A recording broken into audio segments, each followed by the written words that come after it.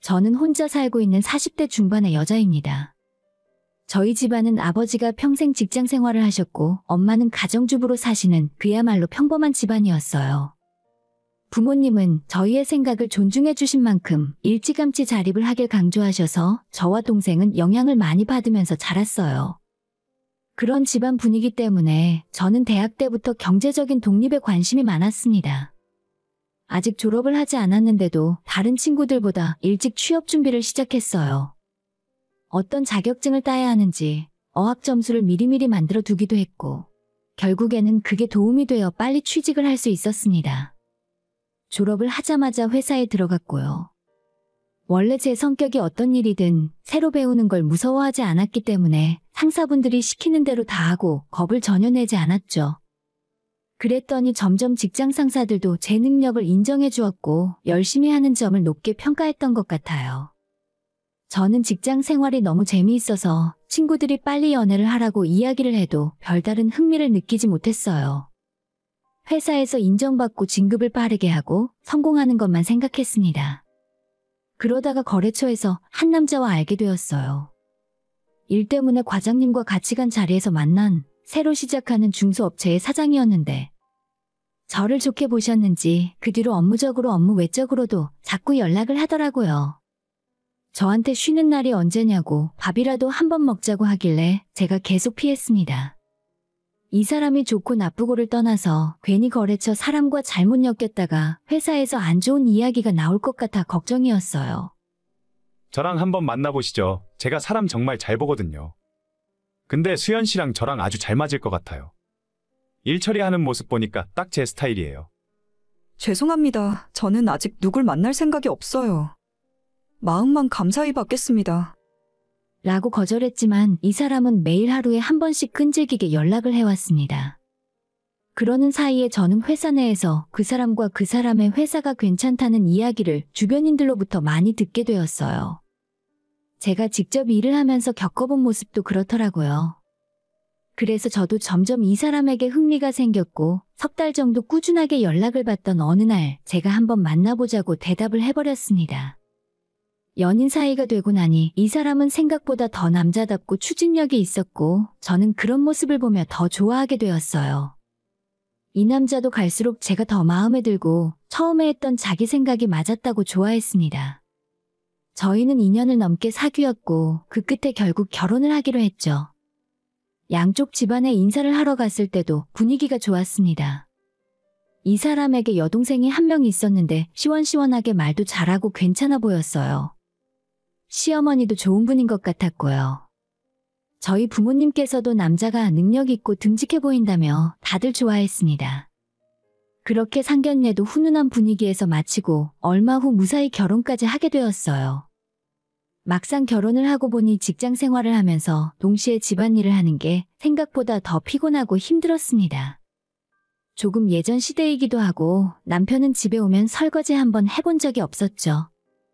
처음이라 익숙하지 않아서 그럴 거라 생각하고 참아봤지만 시간이 지날수록 점점 더 피로가 쌓이고 익숙해지지 않더라고요. 저는 남편에게 이럴 거면 가사 도우미를 일주일에 2번 정도라도 부르는 게 어떨까 물어봤습니다. 뭐? 겨우 집안일 하는데 사람을 쓰자고? 애초에 우리 집에 다른 사람이 들어오는 게 싫은데. 당신이 정 힘들면 차라리 회사를 쉬는 게 어때? 이참에 아예 회사를 그만둬도 괜찮고. 나는 사업하는 사람이라 그런지 당신이 내조를 더 해주는 게 좋아.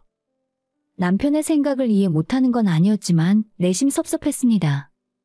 사업이 아니더라도 회사 다니고 있는 저도 중요한 일이잖아요. 저한테 너무 쉽게 회사를 그만두라고 말을 하니까 조금 울컥한 기분이 들었지만 속 좁고 이해심 없는 여자가 되기 싫어 아무 말도 하지 않았어요. 결혼한 지 얼마 되지도 않았는데 잔소리만 하는 와이프가 되고 싶지도 않았고요. 하지만 다른 사람 도움 없이 회사 일과 집안일을 다 해낸다는 건 저한테는 너무 어려운 일이었습니다. 남편이야 하루가 멀다 하고 워낙 늦게 들어오는 사람이라지만 저 역시도 자주 야근을 하고 저녁 9시가 넘어 집에 들어오다 보니 그 시간에 집에 와서 살림을 하는 게 쉽지 않았습니다. 가끔 친정엄마가 와서 도와주시긴 했지만 괜히 우리 엄마만 더 고생을 시키는 것 같아서 그냥 오지 말라고 말렸어요. 결국 어쩔 수 없이 제가 회사를 쉬기로 했습니다. 말이 쉬는 거지 그냥 그만둘 수밖에 없었어요. 언제 다시 복귀할 수 있을지도 몰라서 일단 사직서를 낼 수밖에 없었고 회사 사람들도 문제가 해결되면 다시 돌아오라고 했지만 그게 어디 말처럼 쉬운 일은 아니잖아요. 제가 회사를 그만두고 집에서 살림을 시작했더니 남편보다도 저희 시어머니가 그렇게나 좋아했습니다. 잘 생각했다. 여자가 나가서 벌면 뭘 얼마나 번다고 사서 고생을 하니? 내 아들이 능력이 부족한 것도 아니고 사실 너가 맞벌이 하는 것 때문에 내가 친구들 보기 창피하더라. 누가 보면 우리 아들 벌이가 시원찮아서 며느리 고생시키는 것 같잖아.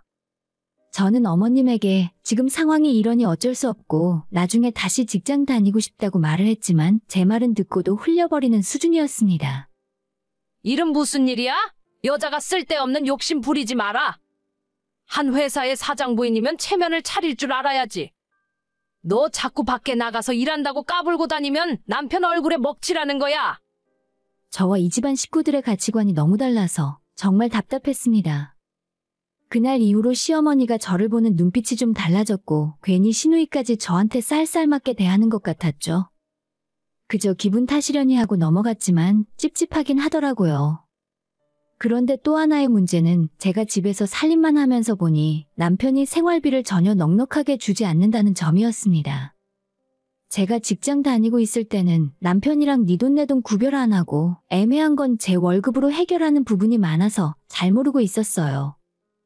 남편은 생활비를 적게 주는 것에 대해 전혀 문제라고 생각하지 않는 사람이었습니다.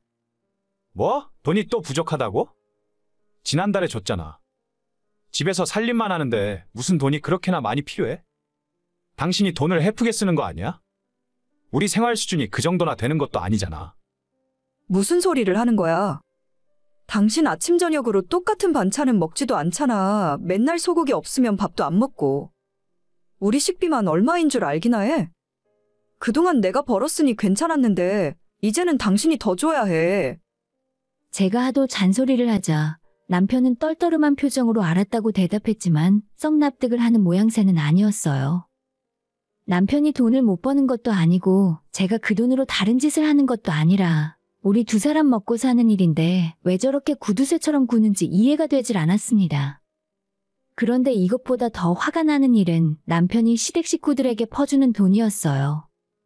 저한테는 한 푼 아까워하면서도 시누나 시어머니가 용돈 달라고 하면 바로 계좌로 입금을 해주고 비싼 가방이나 옷 사달라고 하면 망설이지도 않고 자기 카드로 계산하라고 하는 게 완전 일상이나 다름없더라고요. 게다가 시누도 그렇고 시어머니도 그렇고 가볍게 입고 다니는 옷 하나도 평범한 브랜드를 싫어하고 무조건 명품을 고집했어요. 티셔츠 쪼가리 하나에 10만 원은 우습게 넘어가는 옷들을 사달라 하고 저희 남편은 사달라는 대로 다 사주면서 저한테 주는 생활비만 아까워한다는 게 정말이지 화가 나더군요. 당신 나한테 이래도 돼? 나랑 결혼했으면 나를 우선으로 생각해야지. 생활비로 쓸 돈은 아깝다고 하면서 아가씨나 어머님한테 용돈 주고 명품 옷 사주는 건 잘못된 거야. 내가 아예 선물해주지 말라는 것도 아니잖아. 근데 나한테 한마디 상의도 없이 이러는 게 말이 돼? 이 돈 너가 벌었어? 다 내가 뼈 빠지게 일해서 번 돈이야. 내 돈 내가 쓰는데 그걸 왜 당신하고 의논해야 돼? 자기가 벌었으니 자기 돈이라고 하는데 말문이 턱하고 막혔습니다. 남편은 자기가 생활비 안 주는 것도 아니고 본인 생각에는 충분히 주고 있으니 자기가 돈 쓰는 것에 대해 신경 쓰지 말라고 했어요. 그 뒤로도 제가 뭐라고 하거나 말거나 귓등으로도 안 듣고 시댁에 자기 하고 싶은 만큼 다 해주었습니다. 그런데도 시어머니는 뭐가 그렇게 부족한지 명절이나 생일 때가 되면 저한테 선물 사달라며 대놓고 갖고 싶은 물건을 사진 찍어 보내셨습니다. 그뿐만 아니라 결국엔 제가 하는 살림에도 일일이 간섭을 시작하셨죠. 너 우리 아들이 힘들게 버는 돈이니까 허투루 쓸 생각 마. 요즘 젊은 애들 보면 편한 것만 좋아해서 죄다 배달시켜 먹고 비싼 돈 내고 사 먹더라. 너는 절대 그러지 마라. 남편이 벌어다 주는 돈이 귀한 줄 알아야 잘 사는 거야.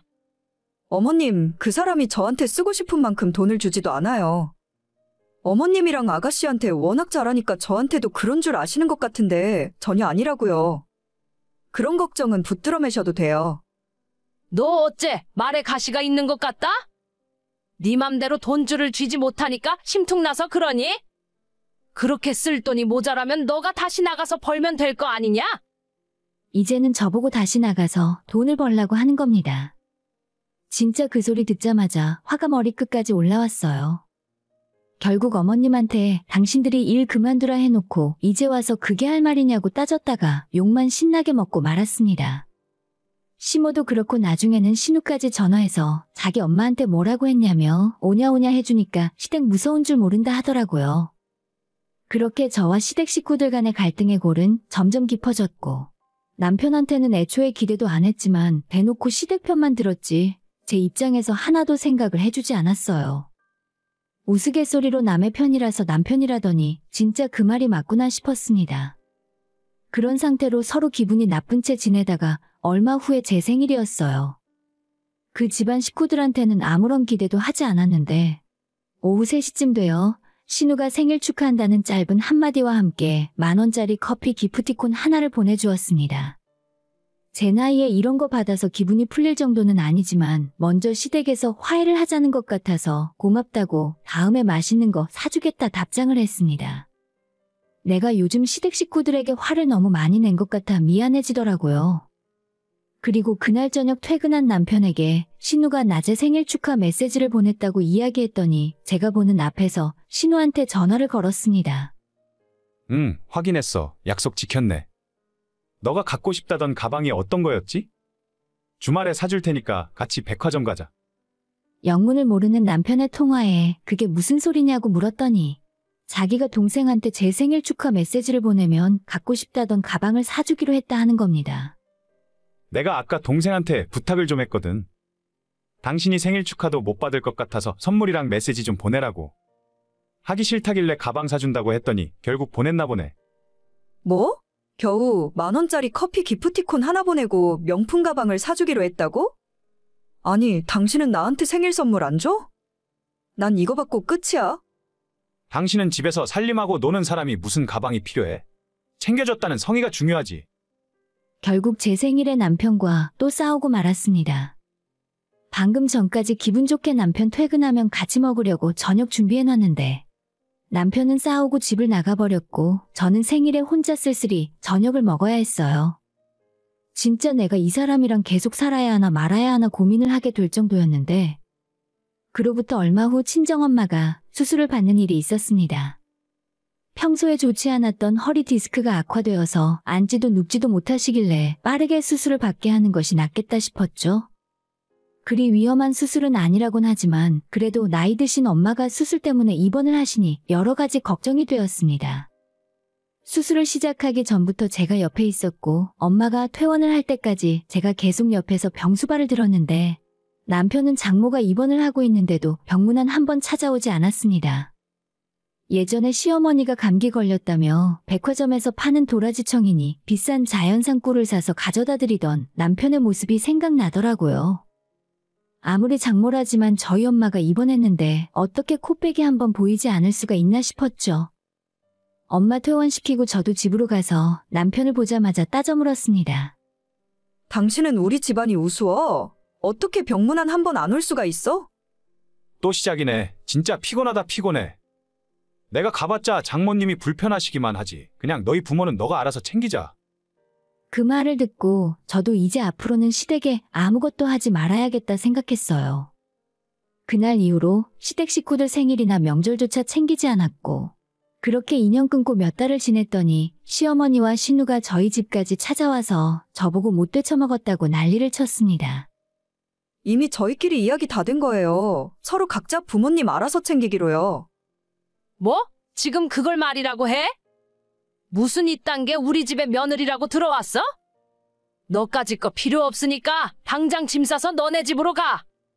시어머니와 신우는 저한테 삿대질까지 하며 나가라 했고 저 역시 무서울 거 없었으니 그날 바로 짐 싸서 친정으로 돌아왔습니다. 그리고 얼마 후 저와 남편은 결국 이혼을 하게 되고 말았어요. 이혼 결정하고 집에 남은 제 짐을 챙기러 갔더니 시어머니가 와 있었습니다. 내 아들 돈으로 산 거 하나라도 가져가기만 해봐. 가만 안 둘 줄 알아. 저도 가져갈 생각 하나도 없었지만 결혼할 때 시댁에서 해준 반지나 귀걸이 같은 폐물까지 싹 다 뺏어가시더라고요. 진짜 그 모습 보며 기가 차고 말이 나오질 않았습니다. 이혼하고 당장은 친정에서 지내며 피폐해진 심신을 회복하다가 얼마 후에 다시 일자리를 찾아 나섰습니다. 하지만 생각보다 마음에 드는 일자리를 구하는 것이 쉬운 일이 아니었습니다. 예전 경력은 거의 인정받지 못했고 눈높이를 많이 낮춰서 직원 10명도 안 되는 작은 회사의 격리로 취직을 하게 됐습니다. 격리 일만 보는 건 아니었고 온갖 잡무에 시달렸지만 그래도 주어진 일을 나름대로 최선을 다해서 했어요. 그러다 전에 같이 일했던 회사 선배와 연락이 되었습니다. 그 선배는 이미 직장을 그만두고 중국에서 생활용품을 수입해서 유통하는 회사를 차렸다면서 믿고 같이 일할 사람이 필요한데 자기랑 일을 해보자 하더라고요. 자기 일 잘하는 건 내가 가장 잘 알잖아. 나 좀 도와줘. 내가 대우는 섭섭치 않게 해줄게. 지금 다니는 직장이 일하는 것에 비해 답이 없다 생각하고 있었기 때문에 저는 뒤도 안 보고 바로 이직을 결심하게 되었습니다. 그렇게 선배 회사에 들어가 창립 멤버로 정말 열심히 일을 했어요. 이전에 힘들고 고단했던 결혼 생활을 잊기 위해 일에 더 몰두를 했던 것 같아요. 다행히 제가 노력한 만큼 성과가 나와주었고 불과 몇 달 만에 거래처도 엄청 늘리게 되면서 회사가 자리를 잡기 시작했습니다. 매출이 늘어나고 일손이 부족해서 직원을 더 뽑게 되니 제가 사장도 아닌데 괜히 뿌듯하더라고요. 제가 컨택한 제품이 유튜버들 사이에 입소문이 나면서 수입해오는 족족 매진이 되고는 했습니다. 처음엔 중국에서 물건을 그대로 가져와 유통을 하는 일이었지만 매출이 늘고 회사 규모가 커지니 저희 회사 브랜드를 만들고 대기업 쇼핑몰에도 저희 물건이 들어가게 되었어요. 회사가 커지자 선배는 제게 회사 부사장 직함을 달아주었고 여기까지 오는데 이혼하고 무려 7년의 시간이 지났네요. 정말 일만 열심히 하면서 살았지만 그 시간이 전혀 아깝지 않았습니다. 연봉은 이미 억대를 넘어간 지 한참 됐고 아예 따로 수익의 일정 부분을 배당받고 있었기 때문에 웬만한 대기업 다니는 것보다 훨씬 나았어요. 얼마 전에 우연히 이혼한 전 남편 소식을 듣게 되었는데 저와 이혼한 뒤로 회사의 매출이 조금씩 줄어들다가 코로나 때 완전히 폭삭 망해버린 것 같더라고요. 빚까지 내가며 겨우 버티다가 쌓인 적자가 감당이 되지 않았고 결국 올해 초 폐업하고 공장 건물과 토지까지 매물로 나온 상태였죠. 안 그래도 최근에 저희 회사 창고 건물을 새로 지으려 알아보던 중이었는데 잘 됐다 싶어 부동산 통해 연락을 했습니다. 전 남편은 제가 연락한 줄은 전혀 모르고 창고 부지 매입하는 사람인 줄 알고 그 자리에 나오게 되었죠. 부동산 사장님과 제가 전 남편 공장에 찾아갔을 때 얼마나 급했는지 미리 나와서 저희를 기다리고 있더라고요. 차에서 내리는 제 얼굴을 확인하고는 얼굴이 새하얗게 질리는 걸 확인했습니다. 저는 일부러 모르는 척했고 전 남편 역시 저한테 아는 척을 못하더군요. 한참 이리저리 둘러보는 척을 하다가 부동산 사장님께 여긴 별로 마음에 안 드니 다른 곳을 보여달라고 말했습니다. 생각보다 좁네요. 저희 회사는 더 큰 창고가 필요하거든요. 여기 진입로도 너무 좁고 다른 곳 보여주세요. 전 남편은 몸이 달았는지 그 자리에서 매각 금액을 2억이나 깎아주겠다고 한 번만 다시 생각해달라 말했지만 저는 뒤도 안 보고 가자고 했어요. 회사가 무너지고 그동안 돈 때문에 고생을 많이 했는지 얼굴이 팍 사가 보였고 결국 제가 안 산다고 하니 크게 낙담한 표정이었습니다. 부동산 사장님과 차를 타고 돌아오는 길에 물어보니 이 땅은 몇 달째 안 팔리고 있어서 가격이 계속 내려가는 중이라 하더라고요. 그날 저녁 집에 돌아와서 주변 지인들에게 수소문을 해봤는데 전 남편은 회사가 망하고 자기 엄마랑 살던 집까지 팔았다고 들었습니다. 공장 부지가 경매 넘어가는 걸 막기 위해서 살던 집을 팔았다고 하는데 아마 저 땅이 마지막 그 집안 재산인 것 같았어요. 그 말을 들으니 더 사줄 이유가 없겠다 생각이 들었고 지금보다 훨씬 더 가격이 떨어졌으면 좋겠습니다. 예전 시어머니도 화병으로 쓰러졌고 신우도 결혼했다가 돈 때문에 싸우고 작년에 이혼했다 들었어요. 그 집안 식구들이 평생 고생했으면 좋겠고 지금보다 더한 벌을 받길 바래요. 남 불행하길 바라는 것도 좋은 일은 아니지만 그 집안 식구들은 그래도 싸다는 생각입니다. 오늘의 사연은 여기까지입니다. 구독과 좋아요, 알림 설정 부탁드려요. 다들 행복하시고 좋은 하루 되세요.